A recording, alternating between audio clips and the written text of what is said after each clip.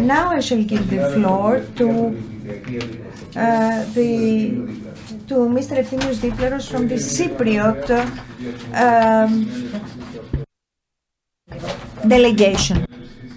Members of the Assembly, ladies and gentlemen, it is a special honor for me to be taking part in the works of the 30th Anniversary Assembly of the I.A.O, which gives us the chance to review the work and reevaluate its purpose in order to become more effective in defending and consolidating Christian values in a rapidly evolving and changing world, in an international environment of increasing instability and uncertainty, with a war still raging in the heart of Europe. Dialogue is more essential than ever. Dialogue where religion would be involved in all its manifestations, so interreligious, interfaith, interbelief dialogue through initiatives and actions of the churches or other international agents. Such actions were, for example, the Parliamentary Conference on the interreligious dialogue of the IPU, and also dialogue of the European Popular Party with representatives of Christian confessions, especially with the Ecumenical Patriarchate, which has a dominant position because of its major role in the evolution of the European integration. Of course, a key requirement for a successful conduct of such actions and also for coexistence in the common European family is the acceptance of diversity, expressed through religious diversity, and also enhanced respect and protection of human rights and pan-human values. Undoubtedly, the role of Christian values in Europe and the world is very important, and therefore the I.A.O has the duty to reflect on how to contribute more actively and effectively in promoting interreligious dialogue and defending Christian values. Please allow me to refer to two pillars on which the dissemination of Christian values could be based. The first pillar is the pursuit for best practices, the collection of best practices in the area of Christianity, especially Orthodoxy, where interreligious dialogue is conducted. And the second pillar is the dissemination of such practices and Christian values in Europe and the world. Dear colleagues, concerning the adoption of best practices, let me shortly refer to the work of the Office for Dialogue among religious leaders of Cyprus. This office is an initiative of the Embassy of Sweden in Nicosia with the purpose of building peace, protection of human rights, and consolidating conciliation in Cyprus. Encouraging and facilitating dialogue and efforts of religious leaders for religious freedom and peace in the world plays an auxiliary role to the efforts for resolving the Cyprus problem. Such initiatives may enlighten and inspire politicians and political and religious leaders, so they are extremely important. Concerning the second pillar, that is dissemination of knowledge and information, in my quality as the chairperson for the Committee on Mass Media of the I.A.O, I am placing emphasis on further utilization of the media, given this rapid development and growth of the media in the last years, for disseminating the values of Orthodoxy and the offer of Christianity, but also the work of the I.A.O in the context of the common European vision. It is necessary for initiatives taken on the basis of the Orthodoxy principles and actions on major issues such as the war in Ukraine, persecutions of Christians in Kosovo, Middle East, and so on, to be highlighted.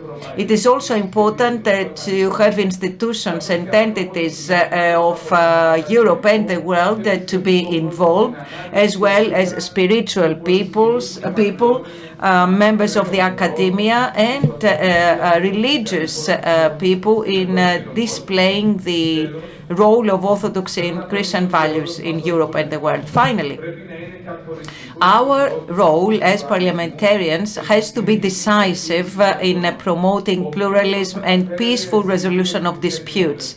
As it is evident in the IPU Declaration of St. Petersburg in 2017, we have the duty to make policies that make us more representative of our societies, including the religious dimension. In other words, we have to create forms of dialogue that help us understand the social conflicts and contribute in resolving such conflicts. This is why the I.A.O. has given priority to highlighting the contribution of Christian values and Christian tradition in the common European future, and the need for the competent entities to have a voice and a role in the shaping of this future. Thank you very much for your attention, and I wish we have fruitful conclusions. Thank you, Efthymios. And now the floor will be given to Professor Konstantinos Kotsiopoulos from Social Theology Department and Christian Culture at the Aristotle University of Thessaloniki. Mr. Kotsiopoulos. Thank you very much. Thank you, Chairman. So based on the undoubted fact that religious faith belongs to the public space, as the society of the faithful is part of civil society, we conclude that the Orthodox Christian tradition functions together with politics, but also the institutional manifestations of the society. So religious faith as a public and a private fact influences the institutions and develops in the framework of the society of the faithful, which is part of the civil society. For this reason, Christian faith is shaping first historical consciousness, second, social morality, third, the context for the operation of political institutions, fourth, an environment of joint function between the local and the global, the national and the international. Christian faith creates the framework for the distinction and also opposition between globality and globalization. It is in favor of globality, but denies the homogeneous globalization. Moreover, it sets a positive framework for human rights and not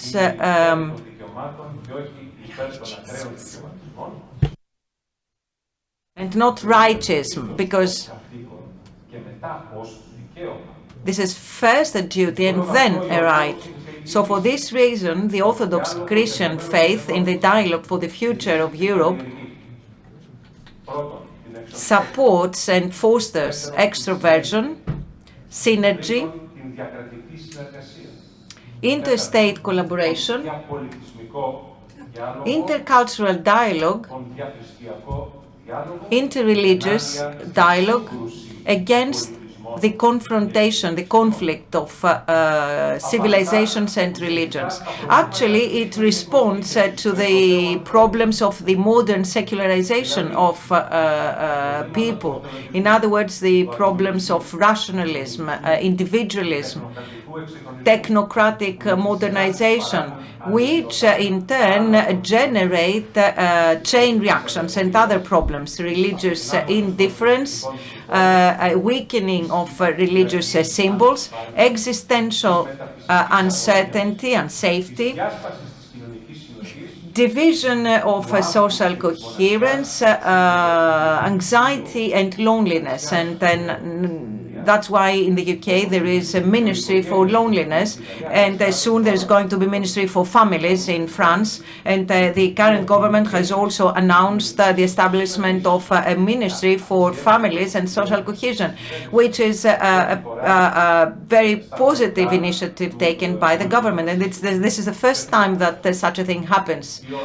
So for these reasons, the Orthodox faith, without ignoring its contemporary social role, has to preserve its spirituality and sacramental character against the technocratic modernization, because this is the dominant flow today. The struggle of Orthodoxy in Europe should not be God-centered, but man-God-centered. And now there is a lot of reference to stronger trends of desecularization or post-secularization, or synallilia, conciliation between religion and culture. In this framework, there is a Ministry for Family and Social Cohesion, as I said before, and for this reason, the state and the church can achieve a lot to this direction. In Christianity, there is a matrix of human rights and the constitutional principle of human dignity, but also the distinct roles of the state and the church, not towards division, separation, but towards a peaceful coexistence and mutual supplementation. The contribution of the Orthodox tradition is very important for preserving the identity and not just respecting the otherness, because there is also similarity, not just otherness. This identity is religious, national, historical, cultural, and we should not forget that Apostle Paul himself underlines the importance of the identities when in the Acts of the Apostles he says that God has created the nations and the borders, the limits thereof, while the fathers of the church also speak of the protection of the borders until the end of times. But also the ecumenical patriarch links the administrative authority of autocephalous churches with the contemporary European principle of subsidiarity. In other words, the self-administration of the local churches, autocephalous churches, has preceded and given the example to Europe for the establishment of autonomy and self-administration of the national states after the dissolution of the empires. So this is how an Orthodox administrative authority goes into a political authority of the European Union, the autocephaly and the subsidiarity principle. So now we experience the failure of multiculturalism. Multiculturalism has failed because of the voluntary ghettoization of the Muslims in Europe. Islam is not accepting the European way of life or the human rights as they exist in the Christian and European tradition. Such truths were stressed in 2004 by Angela Merkel and by Sarkozy in France, and now by Macron, and also by Magdalena in Sweden lately.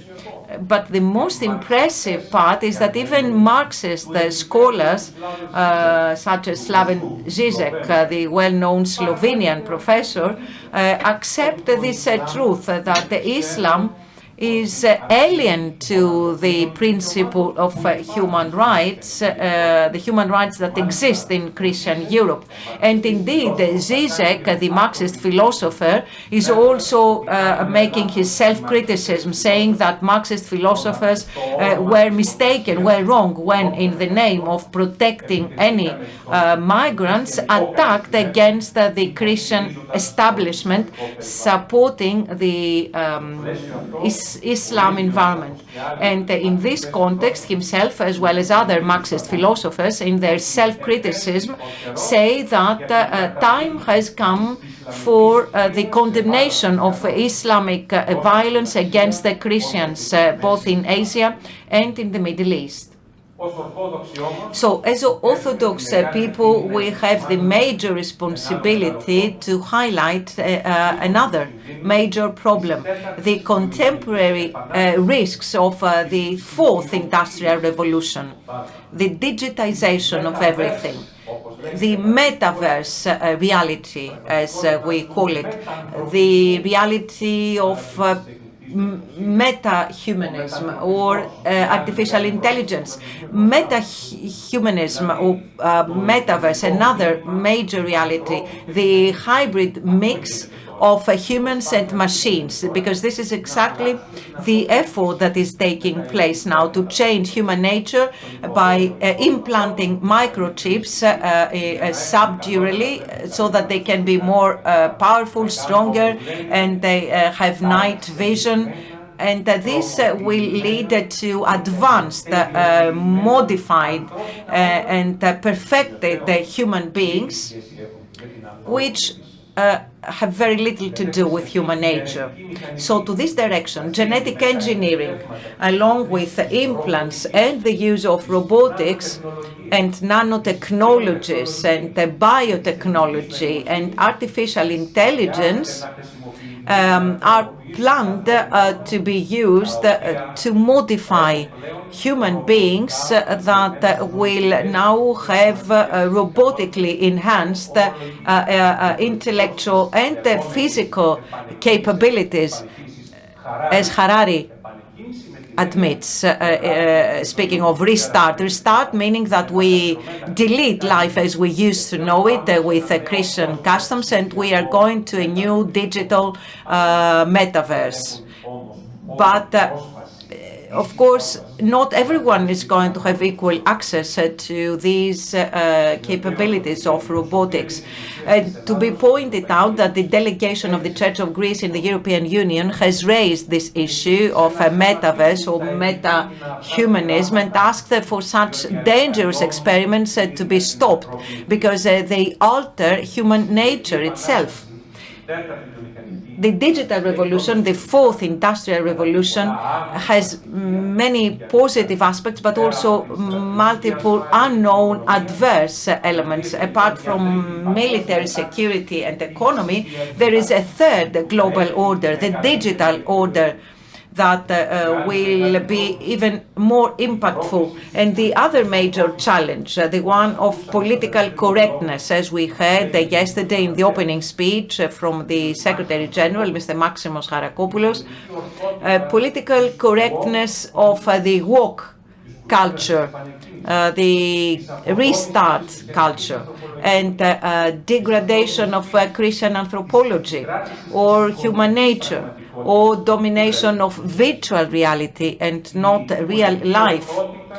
Political correctness means claims that supposedly gender is not biological, but a social construction, and that changing gender can be a matter of opinion.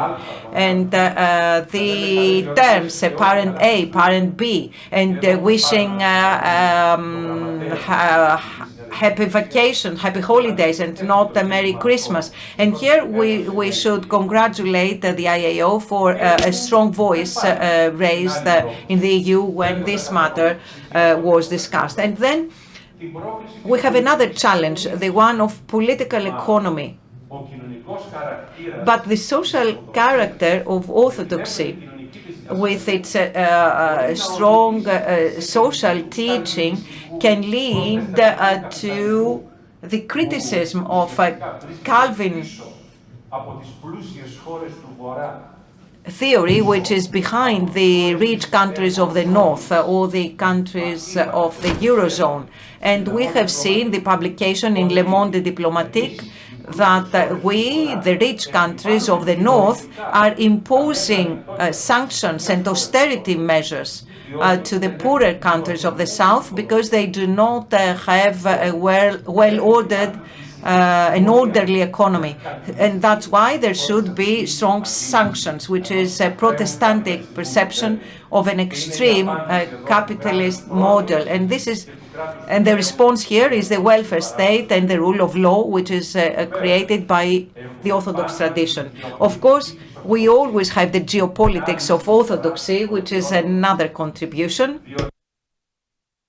Because yes, we have European Constitution, Article 52, imposing dialogue of Europe with the churches, because it acknowledges an essential role and protection of democracy and human rights. Then we have the Lisbon Treaty, Article 17, as Mr. Mygdalis stressed in the beginning. But we should also add here, in the context of the geopolitics of Orthodoxy and the strong presence of Greeks abroad, with the dense network of Orthodox bishoprics and the patriarchates, which is a very strong presence of Orthodoxy in Europe. To conclude, now it's the right time to develop a powerful struggle to preserve those three pillars in Europe against political correctness that wishes to degrade all three pillars. History is never given away and is rarely easy to shape. So it is in our hands to fight and avoid the logic of syncretism, globalization and political correctness mixed together, and avoid the logic of cultural hybridism or the logic of cultural imperialism, and go towards the theology of identity, otherness, affinity, and adaptation in the context of equal dialogue on the personal and on the institutional level. Thank you. Επειδή ζήτησε το λόγο με την άδειά σας, our dear friend Gerasimos from Jordan has asked for the floor. He wants to say something to you. It's not really in answer, but I just want to make an observation, and I will use the Arab word language. The speaker, and with all due respect to his academic quality, cannot and must not refer to a religion such as Islam using the characterizations that he used. He ought to refer to the Muslim fundamentalists, not the Islam religion. We cannot use such terms in a Christian conference. We want to open up the dialogue with the Muslims. Therefore, we cannot tolerate such characterizations of Islam. So if this is his way to teach his students, if we have such Christian fundamentalists, we don't want them in such conferences as ours.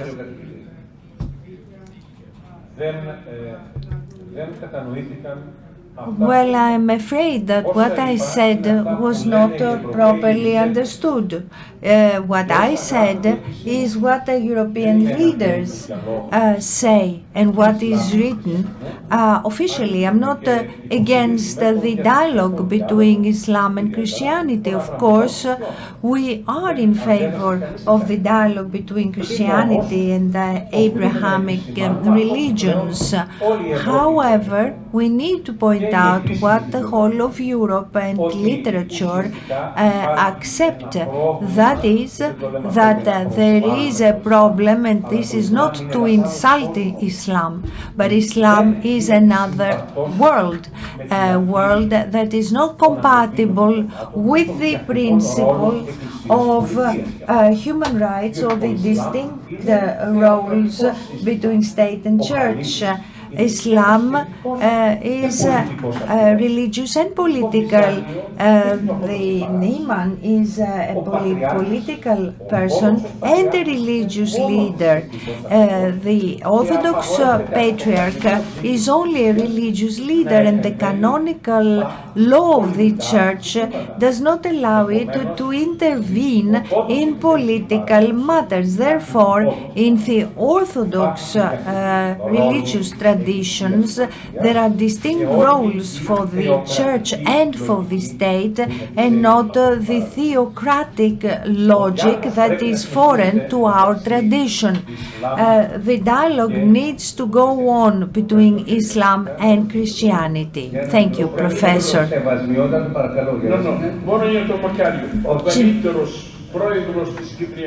The best president ever of the Cypriot Republic was Makarios, but he was an exception.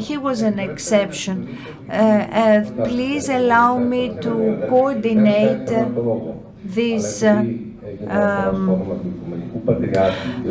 meeting. I was not going to take the floor, but as His All Holiness Patriarch was mentioned, I would like to say, Mr. Kotsiopoulos, the following. In Constantinopolis, when the Muslims invaded after 1453, there was a mosque.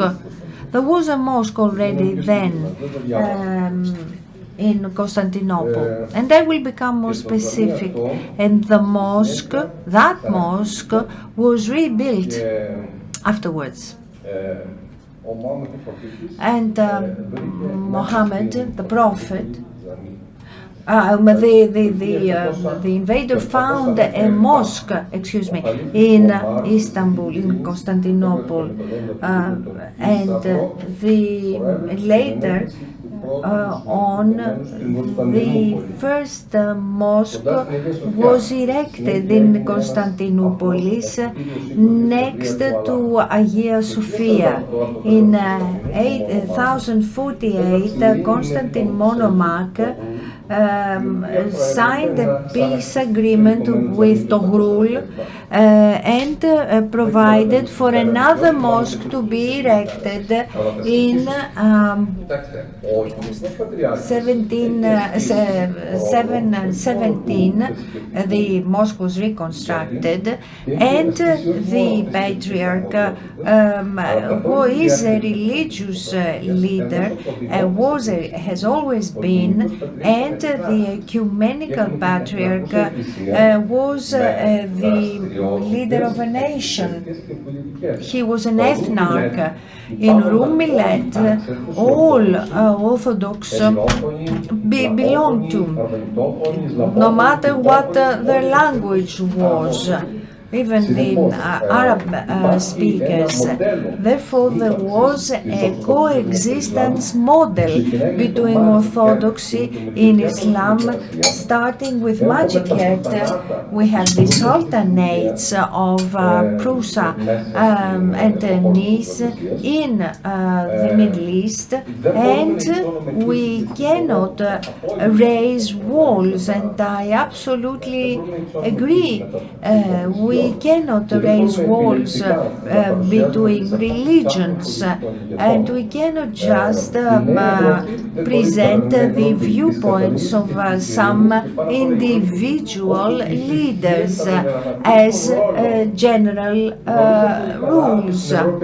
We know that in Europe we have 23% that are atheist. I have this statistical data, and there is also a great demographic problem in Europe. We have Muslim mayors in Europe, in London, so we need to be realistic about all these issues and always with in mind that our world is forever changing and very rapidly, and secure religious freedom in the European reality. Of course, in this context, let us always keep in mind that the last word does not belong to the earthly, the felt and the visible. It belongs to heavens.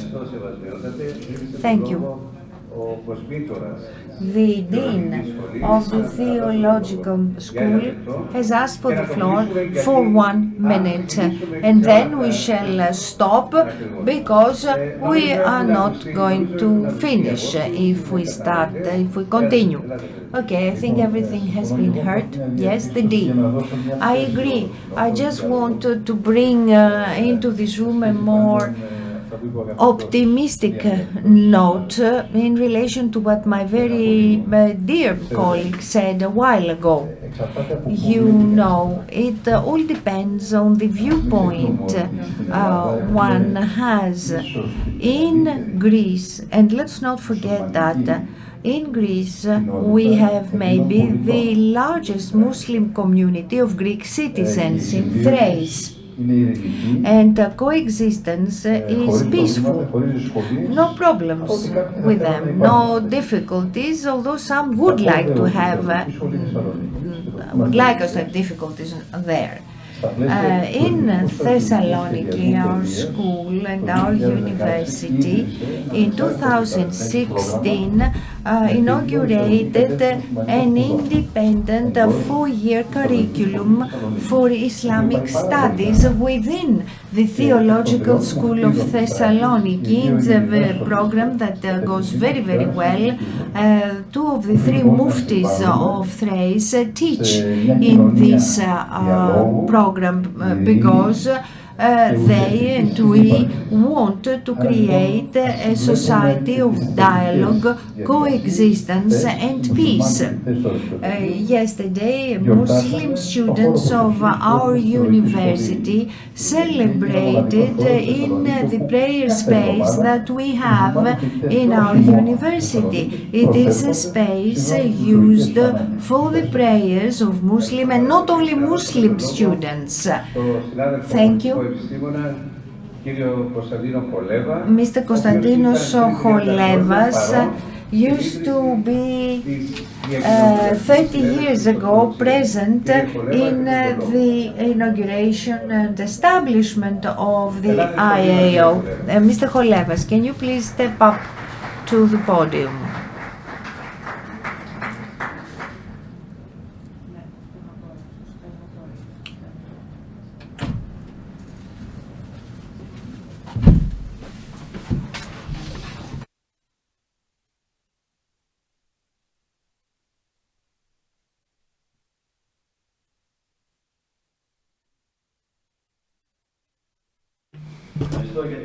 Thank you for the invitation.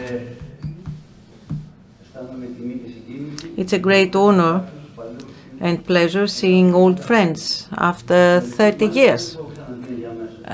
Many of them I have not seen since. I do see Mr. Mygdalis, but I remember Mr. Emmanuel Klapses from that first meeting 30 years ago. Anyway, Your Eminences, Secretary General of the I.A.O., thank you for this invitation. I'm really touched because I remember the pioneers of this initiative.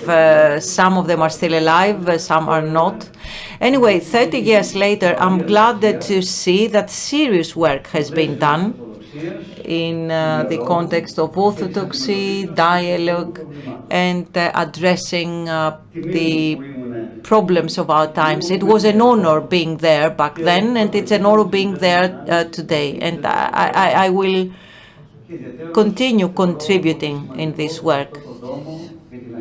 I believe that this volume on Hagia Sophia is extremely important because the conversion of this major monument into a mosque has become known to the world through this book. We have the volume here on different languages. You can see and take them from this table here, says Mr. Mygdalis. Now, a few thoughts about contemporary Europe, modern Europe, and Christian values today. Christian teaching is the main reason for which Europe today, or at least the European Union, have got rid of tortures and capital sentence and other unhuman measures. It's worth remembering that the European Union was founded by visionary people who had in their mind and in their heart the principles of the gospel, or most of them, Adenauer, De Gasperi, Schuman and others. The flag of the then European Economic Community, the current EU, has 12 stars because it is a copy of the halo of Virgin Mary from the statues of the Roman Catholics. That was not a random choice. The leader of the Free French during the Second World War, who was the inspirer of the resistance of his fellow citizens against the Nazism, General Charles de Gaulle, was a faithful Christian Catholic. Catholic pratiquant. And more recently, leaders of the EU, such as Jacques Delors or Romano Prodi, stated that they were practicing and conscious Christians.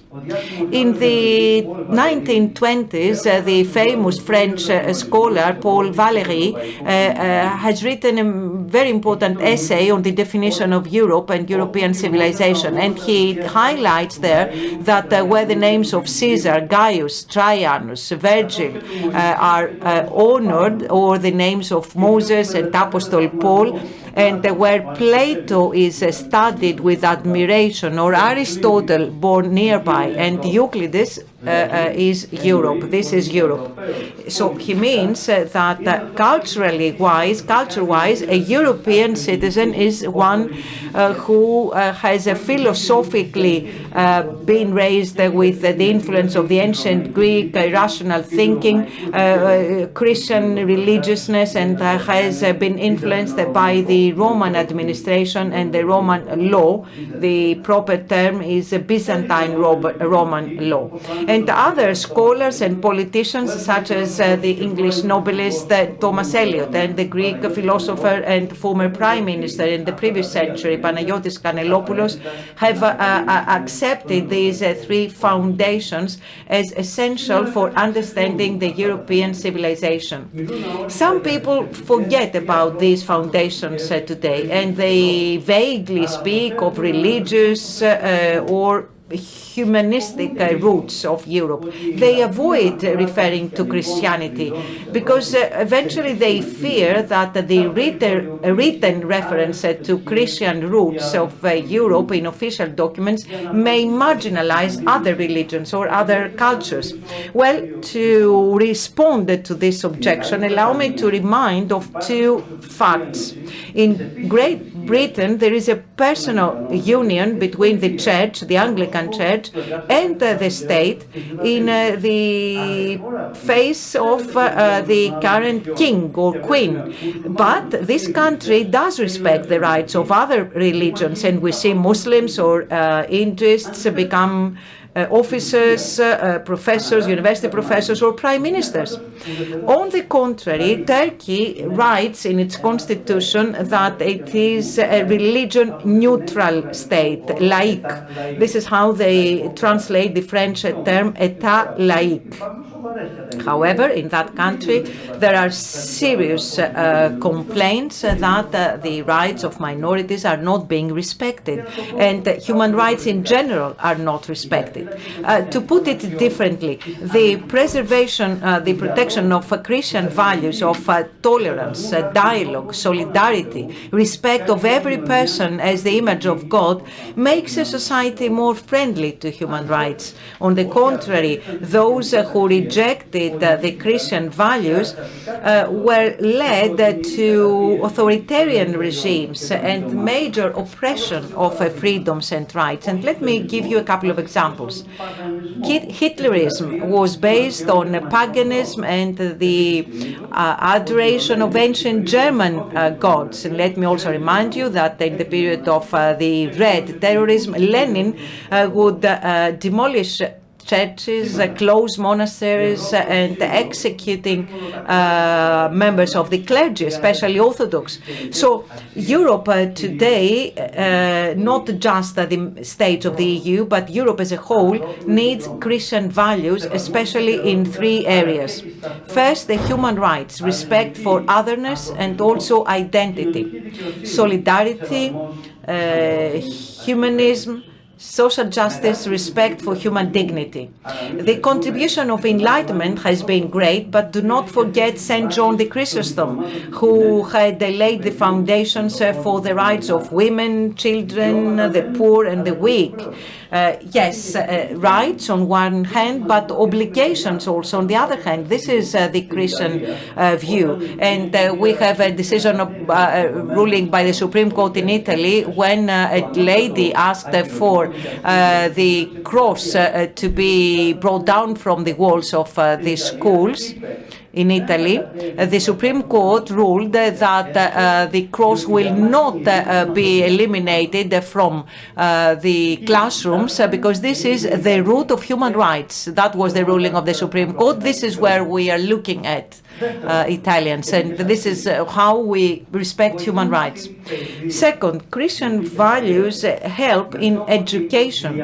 The purpose being to shape morality and characters.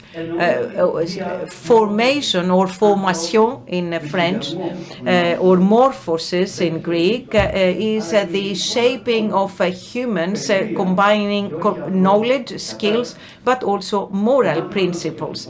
So this is not just a training, it is education, formation.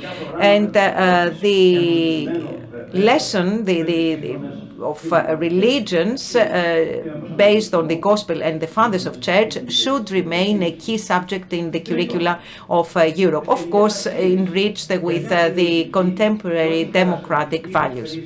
Third, creative and not destructive use of new technologies, digital era and AI. All these developments depend on the hand that will program such technologies or the character and the morality of people who will use them. It's like the example with a knife. You can use a knife to cut bread for those who starve, but you can use the same knife to kill a man. Now, who? With what education, what values, and what moral inhibition is using the new weapons of technology is the critical question. Europe with Christian values can find the proper, the right and socially useful use of such systems. So I do agree with the I.A.O's request to list the Christian values in the texts for the future of Europe, but also in the heart of European leaders and simple citizens. In 2002, when the dialogue was held on the European Constitution, which was not adopted at the end, but when the then President Giscard d'Estaing asked for the Christian root of Europe to be indicated in that text, the Church of Greece had contributed in that dialogue. And let me give to the Secretariat a small leaflet that had been distributed in the churches all over Greece. The Church of Greece and the Christian Identity of Europe is the title of this leaflet. Thank you very much for your attention. Thank you, Mr. Cholevas. And Finally, Mr. Ilias Myrianthous, representative of the Cypriot delegation.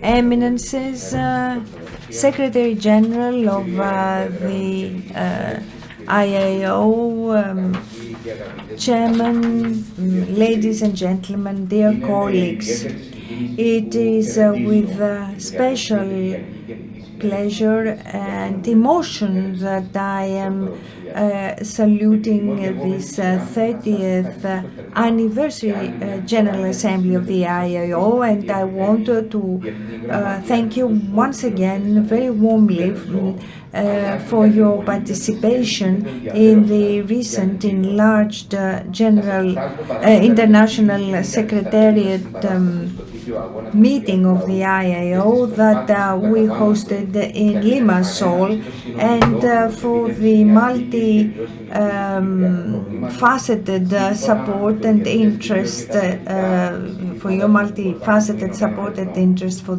Cyprus. At the same time, I would like to express my appreciation for your constant support of the Cypriot people, especially in the frame of the international law and United Nations resolutions. Our thematic meeting is taking place in a time where there is a war, and the very desired Kantian eternal peace is shaken because of the Russian invasion of Ukraine. And the prevailing value of human nature is being attacked and hurt by the war on Ukraine having caused millions of refugees, untold disaster, catastrophes and pain. Dear colleagues, our common commitment to the promotion of the dialogue and cooperation in subjects of common interest based on the rich Christian heritage and the principles of the Orthodox tradition make our work of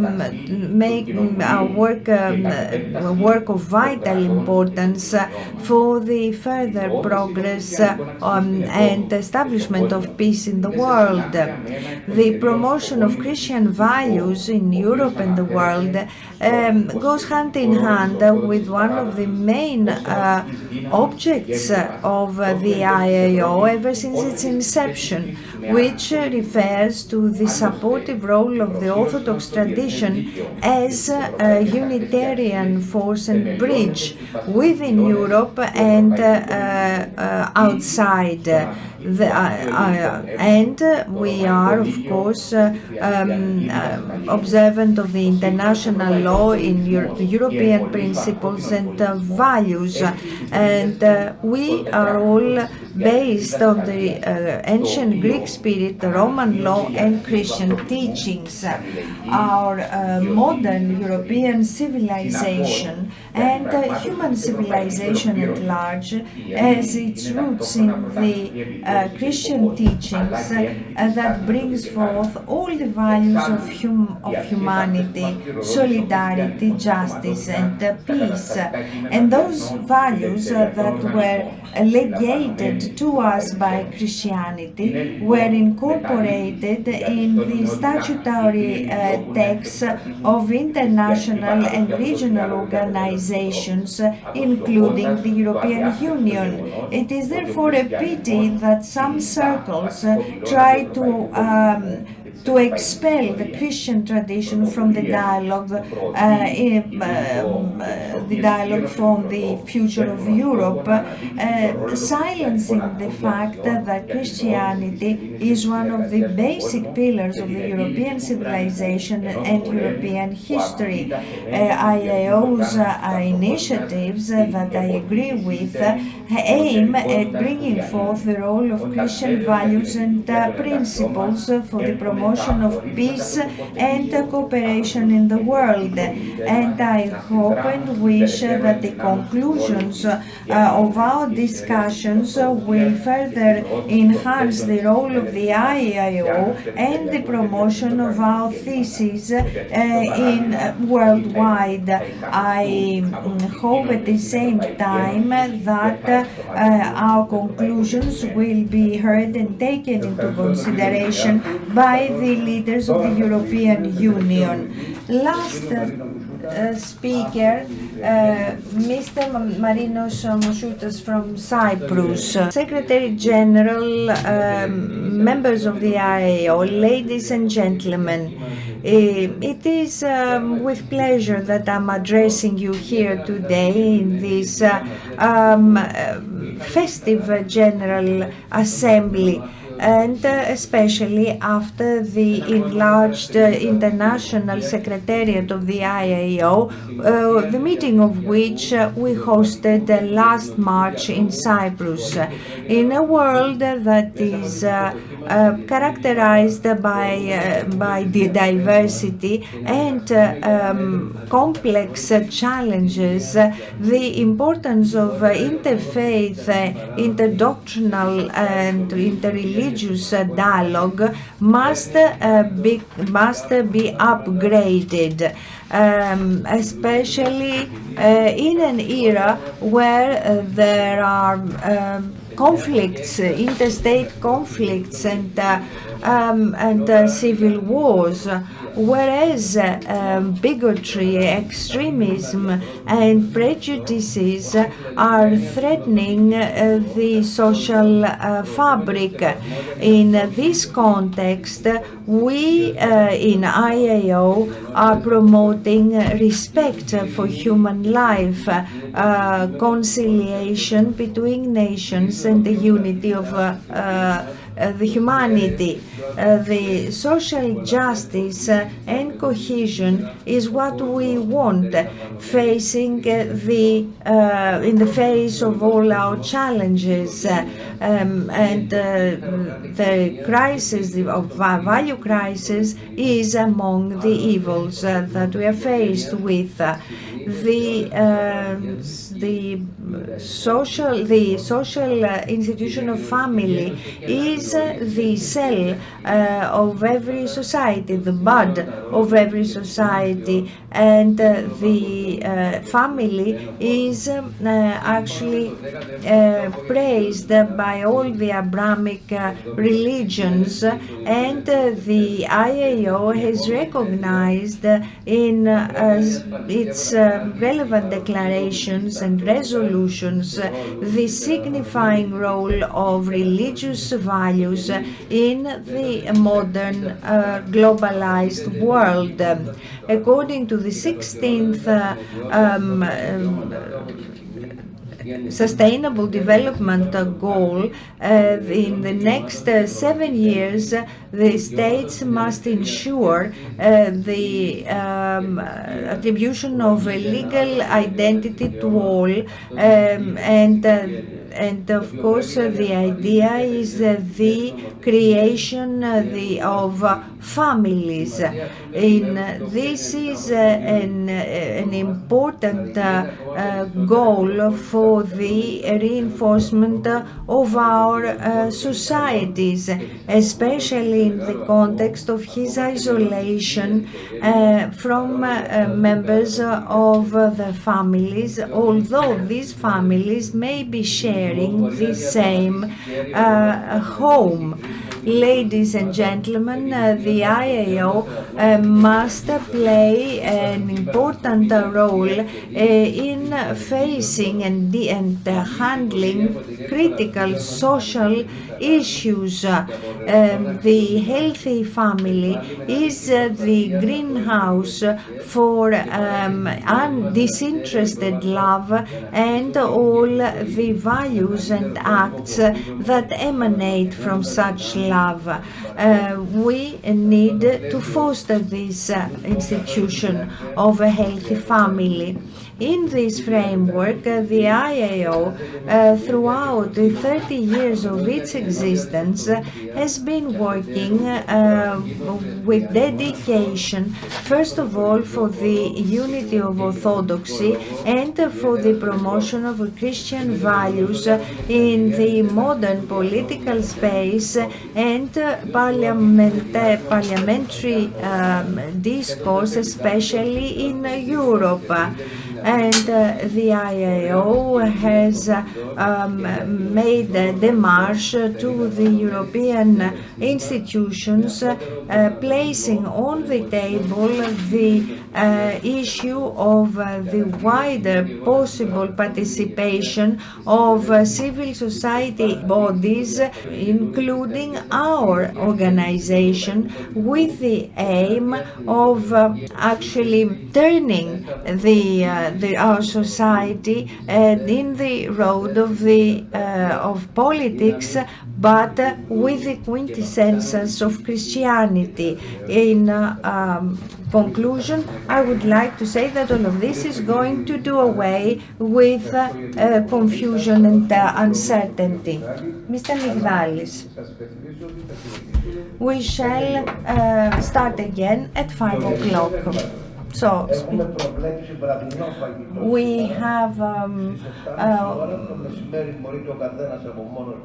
provided we have organized for dinner at 7:30 in the evening. Until then, you can eat a snack. We don't want to get fat. You see, we are looking after your interests on all fronts. So have a nice rest and be back here at 5.